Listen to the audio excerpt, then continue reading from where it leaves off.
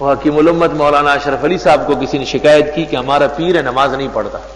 جب ہم کہتے ہیں حضرت نماز پڑھ لے, کہا ان مولویوں کے پیچھے میری نماز ہوتی نہیں, میں تو بہت بڑا آدمی ہوئی تو ایسے ہی گناہگار ہے.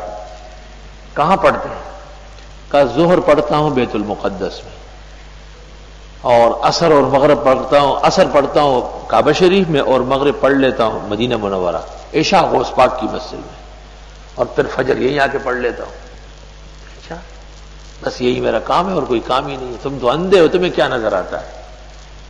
تو مولانا اشرف علی صاحب کے پاس ایک آدمی آیا کہ حضرت وہ ایسی باتیں کرتا ہے. تو مولانا تو واقعی حکیم الامت ہے نا. انہوں نے کہا تو بڑا آسان ہے, جب وہ کھانا مانگے تو آپ کہے کہ آج آپ نے ہم کو بھی مدینے والا کھانا کھلانا ہے, اور مدینہ منورہ میں جو روز بخاری بکتا ہے وہ کھلانا ہے, اور وہاں جو اونٹ کا کباب تلتے ہیں وہ کھلانا ہے.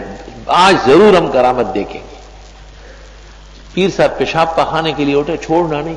انہوں نے کہا نو, آج بنارس جانا ہے اور ہندوؤں کا جو مرگٹ ہے مذہبی, وہاں آپ نے پیشاب پخانہ کرنا ہے. تھوڑی دیر جب گزری پیر چیخا چلایا, بے ہوش ہو کے گر گیا.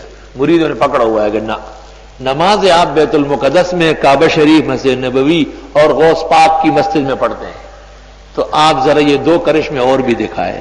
کذاب و مفتری, جھوٹا پیر نمی پرند مریدان اور امی پرانند. فلا تجعلوا للہ اندادا, پس مت بناؤ اللہ تعالیٰ کے لیے شریک. وانتم تعلمون, اور تم جانتے ہو.